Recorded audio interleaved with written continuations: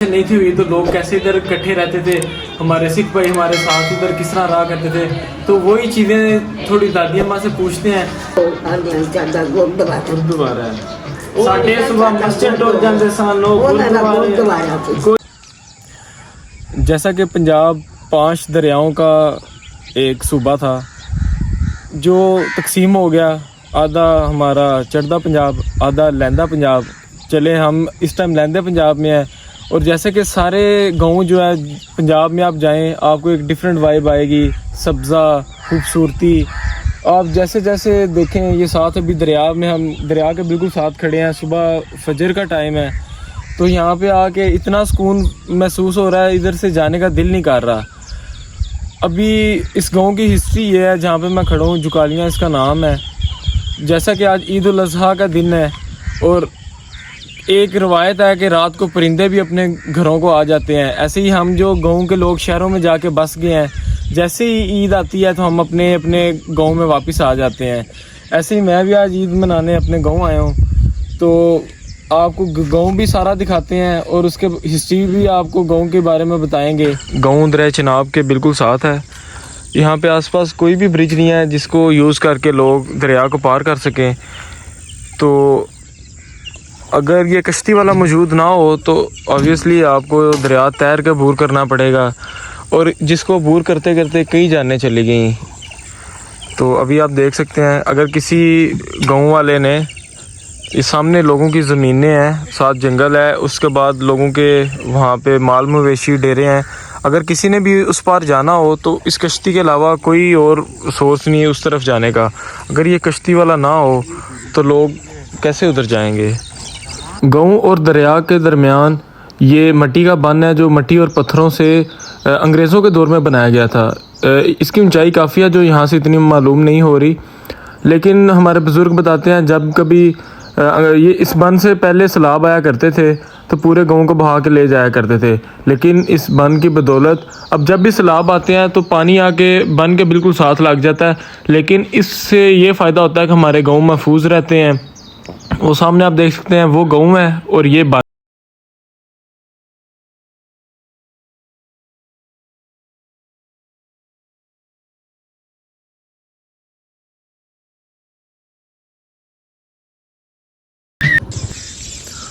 अभी भी कुछ दिन पहले जो यूनान में कश्ती डूबी, उसमें सबसे ज़्यादा जो लोग जिस डिस्ट्रिक्ट के थे वो ज़िला मंडी बहाउद्दीन के थे, और जो मेरा भी गांव है वो भी ज़िला मंडी बहाउद्दीन में आता है। गांव को सोच के आपके माइंड में ये बात लाजमी आई होगी कि गांव जैसे टिपिकल गांव होते हैं, घर होंगे मतलब, लेकिन ये टोटली गांव बदल चुके हैं। जैसे ही लोग डंकियाँ लगा के यूरोप पहुँचते हैं तो उनका एक ही एम होता है कि गांव में सबसे पहले एक घर बनाना, क्योंकि कंपटीशन बहुत ज़्यादा बढ़ गया है। आपको मैं दिखाता हूँ किस तरह लोग यहाँ से पाकिस्तान से बाहर जाते हैं। हार्डली कोई मेरी एज का या इससे कम एज के लड़के यहाँ पे गांव पे नज़र आते हैं, क्योंकि यहाँ पे एक ही सीन है, यहाँ पढ़ जाओ, पढ़ के आप लाहौर चले जाओ, CSS वगैरह की प्रिपरेशन करो, कोई ऑफिसर बन जाओ। नहीं तो सेकेंडली आपके पास एक ही ऑप्शन है, आप 8वीं 9वीं क्लास में आपको पेरेंट्स खुद बोल देते हैं इन गाँव में कि आप डंकी लगा जाओ।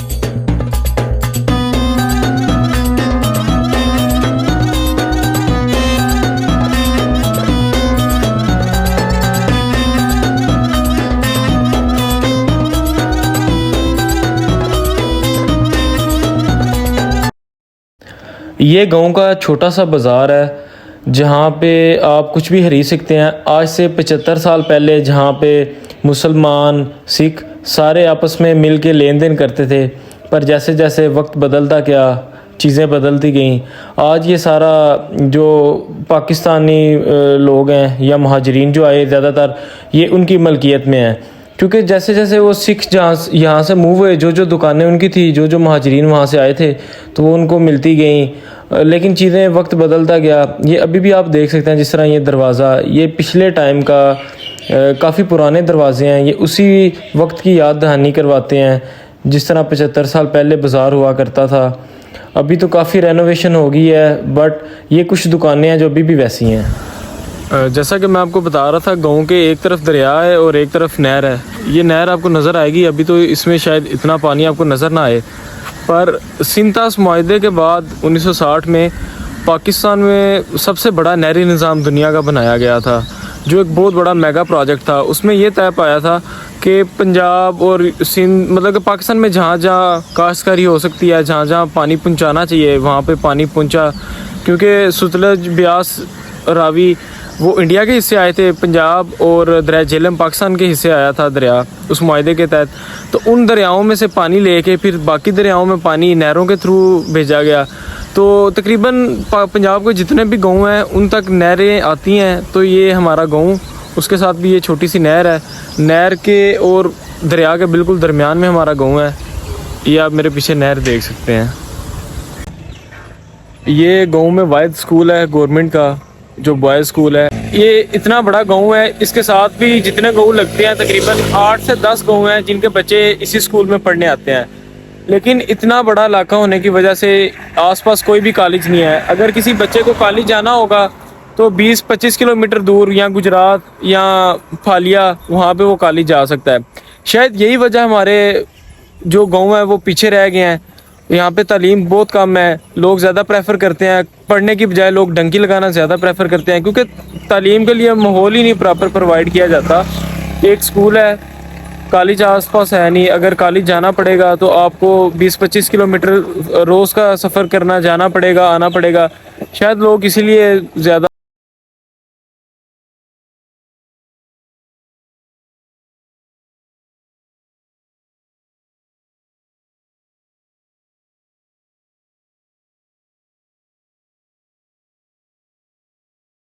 कुर्बानी बहुत फवाइद ने, बहुत फवाइद ने, बहुत बरकत ने। अल्लाह रब्बुल आलमीन हर इंसान कुर्बानी दी बरकत अता फरमाए। उन नमाज वास्ते तैयार हो जाओ, दीन सुनो। मैं इस टाइम अपनी दादी अम्मा के साथ मौजूद हूँ।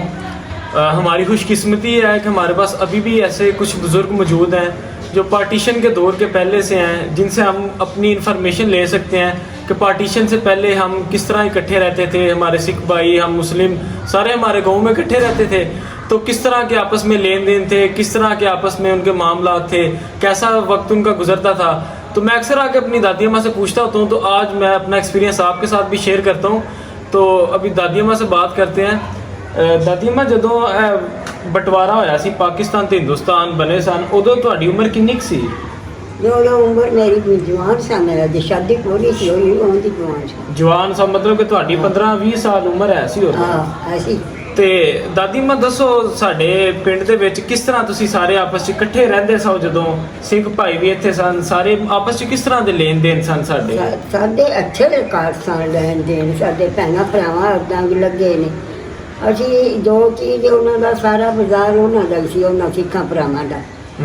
ਕਾਰ ਉਹਨਾਂ ਕੋਲ ਲਈ ਸੀ, ਪੇਰੇ ਉਹਨਾਂ ਕੋਲ ਲਈ ਜਾਣਾ ਸੀ, ਉਹਨਾਂ ਨੂੰ ਘਿਓ ਦਿੰਦੇ ਸਾਂ। ਕੱਪੜੇ ਦੀ ਦੁਕਾਨ ਉਹਨਾਂ ਦੀ ਹੁੰਦੀ। ਸਾਡੇ ਭੈਣਾਂ ਭਰਾਵਾਂ ਦੇ ਲੰਗ ਲੱਗੇ। ਜਿਹੜੀ ਚੀਜ਼ ਅਸਾਂ ਲੈਣੀ ਹੁੰਦੀ ਸੀ ਉਹ ਉੱਥੇ ਵੇਲੇ ਕੰਮ ਕਰਦੇ ਸਨ।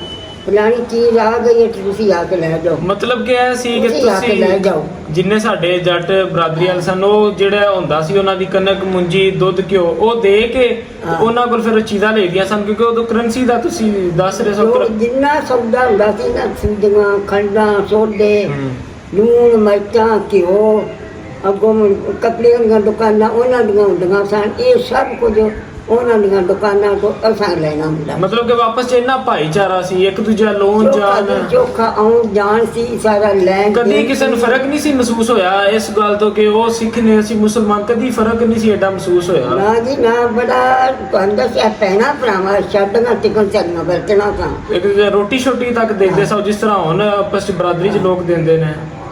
ਰੋਟੀ ਉਦੋਂ ਦੀ ਲਈ ਸੀ, ਅੱਗੋਂ ਖਰਚ ਦੇਈ ਵੀ ਸਾਂ ਧੀਆਂ ਪੁੱਤਰਾਂ ਨੂੰ ਸਾਰੇ। ਜਿਵੇਂ ਹੁਣ ਅਸੀਂ ਆਪੇ ਵਿੱਚ ਸਾਡੀਆਂ ਵਰਤਣੇ ਨਹੀਂ ਸਾਡੀਆਂ, ਉਹਨਾਂ ਸਿੱਖਾਂ ਭਰਾਵਾਂ ਨਾਲ ਵਰਤਣਾ। ਤੇ ਕੋਈ ਐਸਾ ਜਿਹੜਾ ਜਿਨ੍ਹਾਂ ਨਾਲ ਤੁਹਾਡਾ ਬੜਾ ਹੀ ਅੱਛਾ ਟਾਈਮ ਲੰਘਿਆ ਹੋਵੇ? ਕੌਣ? ਅੱਛਾ, ਉਹਦੇ ਨਾਂ ਸਾਡੇ ਮੇਹਰ ਸਿੰਘ। ਮੇਹਰ ਸਿੰਘ ਸਾਹਿਬ। ਤੇ ਸੋਹਣ ਸਿੰਘ ਜਿਹੜਾ ਪੁੱਤਰ ਸੀ, ਉਹਦਾ ਬੜਾ ਸਾਡੇ ਚਾਚੇ ਨਾਲ ਚੋਖਾ ਤਨਖਾਹ ਸਾਂ, ਚੋਕੇ।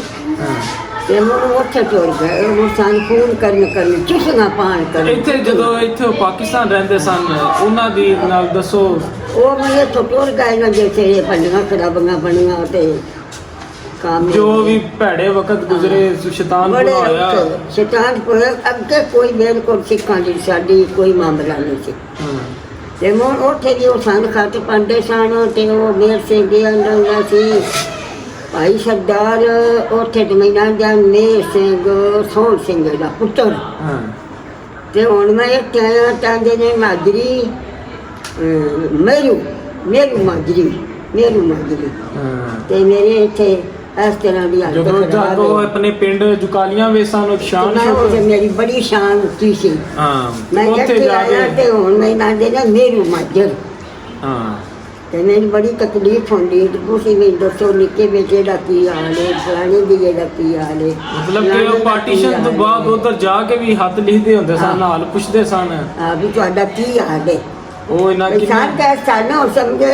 ਅਗਲੇ ਨਾਲ ਸਾਨੇ ਤੇ ਬਰਿਮਤੀ ਉਹ ਇਹਨਾਂ ਉਹ ਆਂਦੇ ਨੇ ਜਿਹੜੀ ਧਰਤੀ ਹੁੰਦੀ ਉਹ ਮਾਂ ਹੁੰਦੀ ਉਹਨਾਂ ਦੀ ਤੇ ਸਾਰਿਆਂ ਦੀ ਜਿਹੜੇ ਉੱਥੋਂ ਆਏ ਮਹਾਜਰ ਬਣ ਕੇ ਜਿਹੜੇ ਇੱਥੋਂ ਮਹਾਜਰ ਬਣ ਕੇ ਉਧਰ ਗਏ ਉਹਨਾਂ ਦੀ ਤੇ ਮਾਂ ਵੱਖੋ ਵੱਖ ਹੋ ਗਈ ਜੀ ਉਹਨਾਂ ਨੂੰ ਜਿਹੜੀ ਇਹਨਾਂ ਦੀ ਮਦਦ ਜੇ ਸੀ ਉਹਨਾਂ ਆ ਕੇ ਕਬਜ਼ੇ ਕਰ ਲਿਆ ਇਹ ਨੂੰ ਜੇ ਉਹਨਾਂ ਦੀ ਜਾ ਚੱਕੋ ਸੀ ਹਾਂ ਉਦੋਂ ਜਿਹੜੇ ਆਏ ਨੇ ਉਹਨਾਂ ਨੂੰ ਇਹਨਾਂ ਦੀਆਂ ਚੀਜ਼ਾਂ ਲੱਭੀਆਂ ਜਿਹੜੇ ਇਧਰੋਂ ਗਏ ਜਿਹੜੇ ਆਏ ਨੇ ਉਹਨਾਂ ਦੀਆਂ ਚੀਜ਼ਾਂ ਜਿਹੜੇ ਇੱਧਰੋਂ ਗਏ ਨੇ ਉਹਨਾਂ ਲੱਡਣ ਹਾਂ ਇੱਥੇ ਆਉਂਦੇ ਤੇ ਗਏ ਨੇ ਉਹਨਾਂ ਦੇ ਚੋਖੇ ਸਾਨ ਇੱਥੇ ਮਾਰੀ ਚਬਾਰੇ ਪਰ ਕੋਈ ਫਰਕ ਨਹੀਂ ਸੀ ਹੈ ਇਕੱਠੇ ਸਾਰੇ ਭਰਾਵਾਂ ਰਹਿੰਦੇ ਸਨ ਹਾਂ ਜੀ ਸਾਡੇ ਬੜੇ ਅੱਛੇ ਹਿਸਾਬ ਸਨ ਤੇ ਦਾਦੀ ਅੰਮਾ ਪਿੰਡ ਸਾਡੇ ਗੁਰਦੁਆਰਾ ਵਗੈਰਾ ਵੀ ਸੀ ਤੁਸੀਂ ਦੱਸਦੇ ਹੋ ਬਿਲਕੁਲ ਉਹ ਦਿਨ ਸਵੇਰ ਆਉਂਦੇ ਸਨ ਸਵੇਰ ਸਾਰੇ ਬੱਚੇ ਵੀ ਵੱਡੇ ਮਰਦ ਵੀ ਬੀਵੀਆਂ ਵੀ ਉਹ ਸਭ ਇਹਨਾਂ ਦੇ ਜਿਹੜਾ ਹਾਈ ਸਕੂਲ ਇੱਥੇ ਉਹਨਾਂ ਨਾਨਾ ਧੋਣਾ ਹੁੰਦਾ ਸੀ ਪੜ੍ਹਦੇ ਆ ਮੋਰ ਸਮਾਧੇ ਉਹਨਾਂ ਦਾ ਸੀ ਆਪਣਾ ਹਿਸਾਬ ਕਿਤਾਬ ਇਹਨਾਂ ਜੋ ਸਾਡੀ ਮਸਜਿਦ ਹੁੰਦੀ ਉਹ ਆਂਦੇ ਸਾਡਾ ਗੁਰਦੁਆਰਾ ਹੈ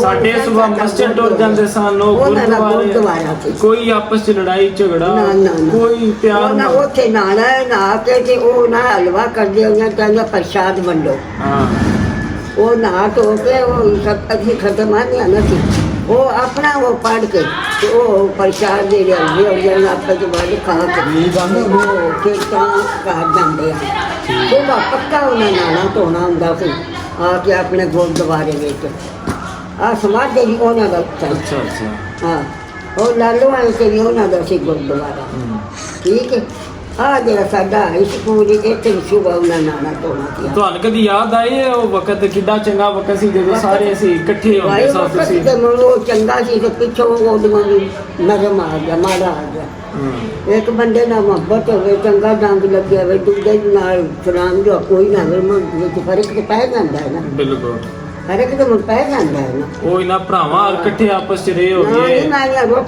ਜਦੋਂ ਮੁਸ਼ਕਲ ਵਕਤ ਆਇਆ ਐਲਾਨ ਹੋਇਆ ਜੀ ਹਿੰਦੁਸਤਾਨ ਪਾਕਿਸਤਾਨ ਵੱਖੋ ਵੱਖ ਹੋ ਗਏ ਨੇ ਫਿਰ ਛੱਡਨੇ ਪੈ ਗਏ ਆਪਣੇ ਘਰ ਕਿੰਨਾ ਔਖਾ ਟਾਈਮ ਹੋਇਆ ਇਹਦਾ ਜਿਹੜੇ ਉੱਥੋਂ ਆਏ ਹੁੰਦੇ ਜਿਹੜੇ ਇੱਥੋਂ ਆਪਣੀਆਂ ਚੀਜ਼ਾਂ ਛੋਟੀਆਂ ਆਪਣੇ ਰਿਜ਼ਕ ਛੋਟ ਗਏ ਆਪਣੇ ਬੱਚੇ ਛੋਟ ਗਏ ਹੁਣ ਅੱਜ ਤੱਕ ਜਿਹੜੇ ਉੱਥੇ ਦੇ ਵੀ ਬਜ਼ੁਰਗ ਨੇ ਨਾ ਉਹਨਾਂ ਦੀਆਂ ਅਸੀਂ ਵੀਡੀਓਜ਼ ਵੇਖਦੇ ਆ ਉਹ ਆਖਦੇ ਨੇ ਸਾਨੂੰ ਅੱਜ ਤੱਕ नहीं भूलता ना ਉਹਨਾਂ ਨੂੰ ਯਾਦ ਹੈ जैसा कि बुजुर्गों ने भी बताया कि कैसे पुराने वक्तों में लोगों को एक दूसरे के साथ प्यार मोहब्बत लेन देन था बट जैसे ही हिंदुस्तान के बंटवारे का ऐलान हुआ तो जो पंजाब के गली कूचों में जो कुछ हुआ तारीख आज भी उससे शर्मसार है कैसे इतना प्यार करने वाले लोगों के दरमियान नफरत का बीज बोया गया भाई को भाई से कटवा दिया गया लेकिन उम्मीद की जा सकती है कि जैसे यूरोप में इटली फ्रांस जर्मनी इंग्लैंड एक दूसरे के असली दुश्मन वो एक दूसरे के साथ नफरतों को ख़त्म करके तरक्की के रस्तों पे कदम के साथ कदम मिला के चल सकते हैं ऐसे ही एक दिन चढ़ता पंजाब और